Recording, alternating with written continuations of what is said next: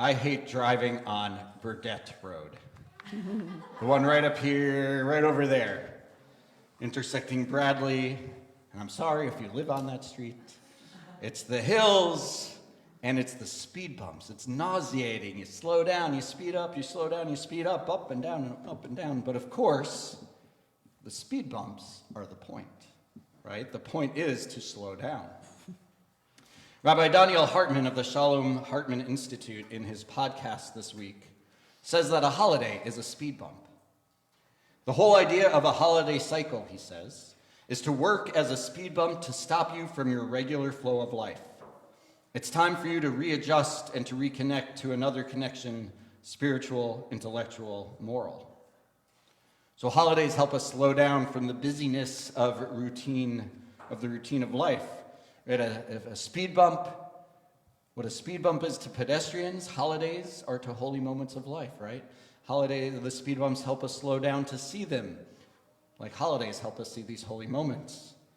The speed bumps also tell us to be careful. They warn us, like holidays give us warning or awareness of what really matters, even when that's difficult. We might really need that pause, that slowing down right now. It may feel as if we've been speeding down a highway way too fast, way above the speed limit. Or maybe someone grabbed our car while we're sitting in the passenger seat and just started doing donuts in the parking lot. That's what it feels like. And it feels that way because we have a war. We have a corrupt government, one could say, here and in Israel. Democracy seems to be declining. Even with this war, we have questions about the morality and ethics of a war that's on the one hand against a horrible, wicked regime, but also through confusing and even unwise strategies.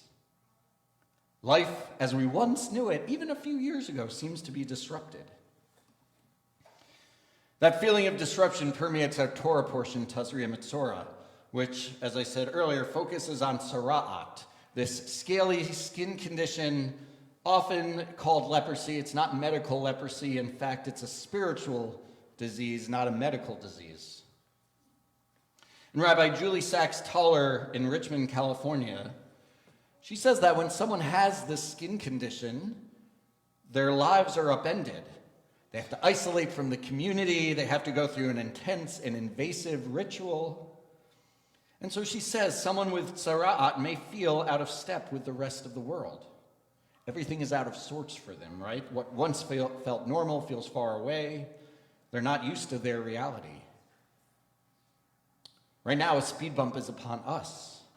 A speed bump that says, notice that the world can sometimes be out of sorts, to put it mildly. It was out of sorts then in the 1930s and 1940s in Germany. It was out of sorts in 48 and 67 and 73 and on with wars as it is today.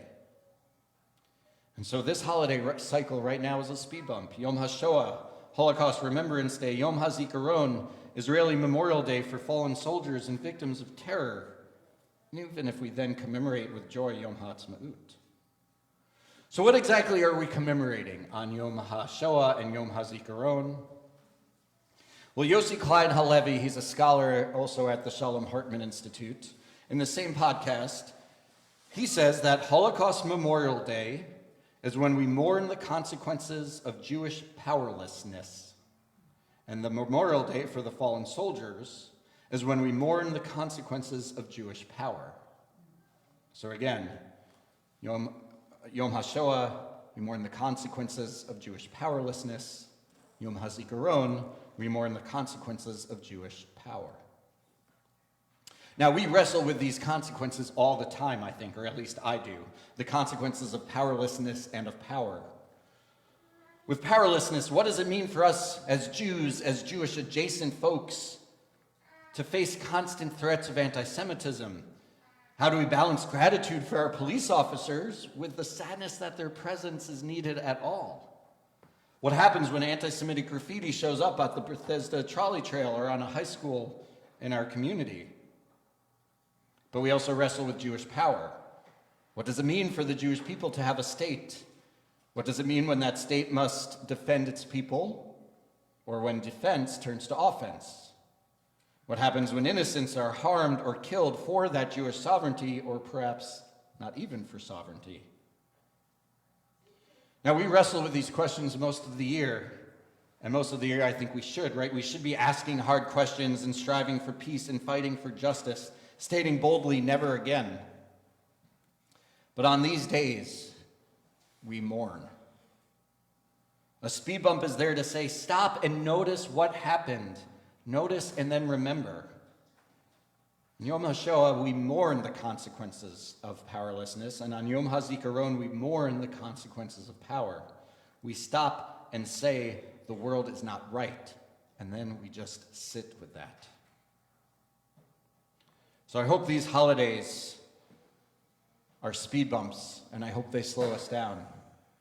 I hope they help us commemorate our fallen family members, our friends, our ancestors, our distant kin, and may they help us gain insight and peace. And so we pause, and we mourn, and we remember. Now I invite you to rise as we open our ark to do exactly that, to mourn, to pause, to remember.